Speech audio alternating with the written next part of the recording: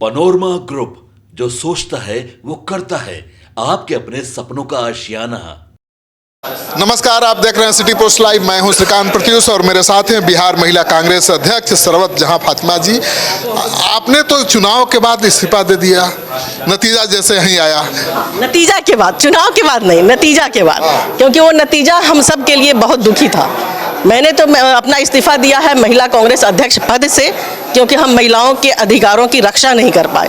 जो उनको 33% का उनका हक है, जो मेरा शीर्ष नेतृत्व, मेरी प्रेरणा, हमारे आदरणीय राहुल गांधी जी, आदरणीय सोनिया गांधी इस बात पे बहुत मजबूती से डटी रहती हैं कि महिलाओं को सशक्त करना है, और उन सारे शीर्ष नेतृत्व की बातों को दरकिनार रखा गया बिहार लीडरशिप के। महिलाओं को मिलनी चाहिए थी, कितना को मिला? देखिए, 33% तो हम मांग करते हैं, लेकिन कम से कम 20% तो मिलना ही चाहिए था ना। आप भी जानते हैं कि 10-15 महिलाएं बिहार कांग्रेस में इतनी मजबूत है कि जो चुनाव लड़ भी सकती थी और जीत भी सकती थी। उन सबको दरकिनार किया गया, जबकि वो 2 साल तक लगातार बराबर में काम की हैं। 28, अभी हाल की बात हम कर रहे हैं, पीछे जो 20 साल 25 साल हम लोग काम किए उसकी बात नहीं कर रहे हैं। अभी 28 महीना में जो महिला कांग्रेस अध्यक्ष होने के नाते सारी महिलाएं जो आधी तूफान सब में 40 डिग्री टेम्परेचर में बराबर में काम की हैं, उनका क्या? तो मेरी नैतिक जिम्मेदारी थी, मैंने अपने पद से इस्तीफा किया।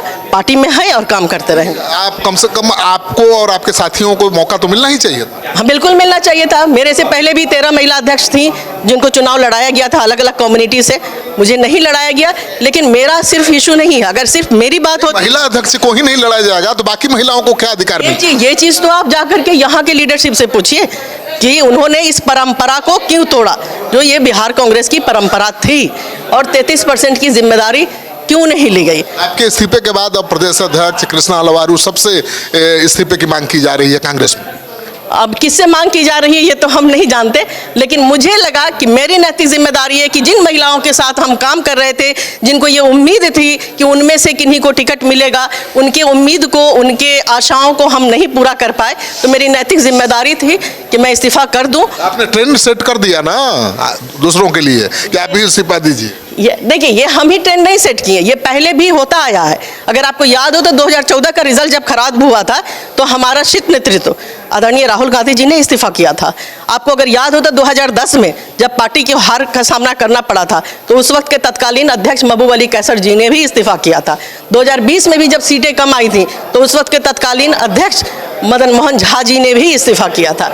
तो ये होता रहता है, ये कोई बड़ी बात नहीं है। नैतिक जिम्मेदारी, वर्तमान अध्यक्ष ने भी इस्तीफा शायद दिया था, मंजूर नहीं हुआ। ये मुझे नहीं पता कि वर्तमान अध्यक्ष जी ने क्या किया, क्या कहा, नहीं कहा।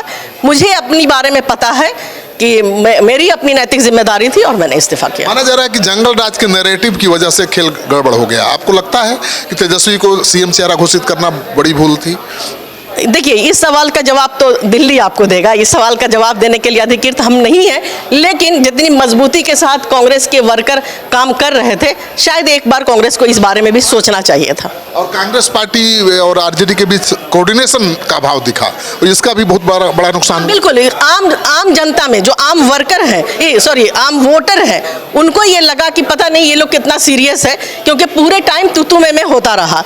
आपने देखा होगा जब एक तेजस्वी जी को कोऑर्डिनेशन कमेटी के चेयरमैन थे, अंडरस्टूड था कि वो सीएम होंगे, लेकिन लगातार उनकी जिद थी, हमारी अकड़ थी कि हम उनको सीएम घोषित नहीं करेंगे। करने में इतना देर हो गया, सीटों का जो बंटवारा था उसमें इतना देर हुआ। मतलब बहुत सारी चीजें मिला जुला करके ये कहेंगे कि जमीन पर हमने अपनी विश्वसनीयता खो दी। चलिए, तो जमीन पर हमने अपनी विश्वसनीयता खो दी है और इसी वजह से ये करारी हार हुई है।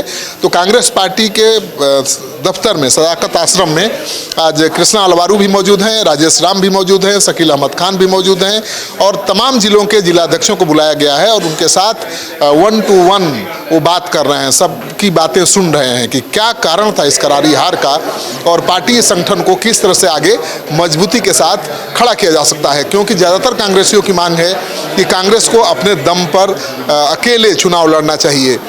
तो क्या कांग्रेस एकला चलने की राह पर है? क्या कांग्रेस अब आरजेडी के साथ आगे नहीं बढ़ेगी? क्योंकि आरजेडी ने भी कह दिया है कि कांग्रेस के पास अपना कोई वोट बैंक नहीं है। उसके 6 विधायक जो जीते हैं आरजेडी के वोट से जीते हैं। कांग्रेस आज जहाँ चाहे जाए, अकेले लड़ना है लड़ ले। मंगनी लाल मंडल जो आरजेडी के प्रदेश अध्यक्ष हैं, उन्होंने भी खुलेआम कह दिया है। तो अब लगता है कि कांग्रेस और आरजेडी के रिश्ते में बहुत बड़ी खटास आ गई है इस करारी हार के बाद। आप क्या सोचते हैं कांग्रेस और आरजेडी के रिश्ते के बारे में? कमेंट बॉक्स में जाइए, अपना कमेंट जरूर लिखिए और इस वीडियो को खूब ज़्यादा से ज़्यादा शेयर करिए ताकि लोगों को पता चले कि बिहार कांग्रेस में किस तरह से करारी हार के बाद बवाल मचा हुआ है।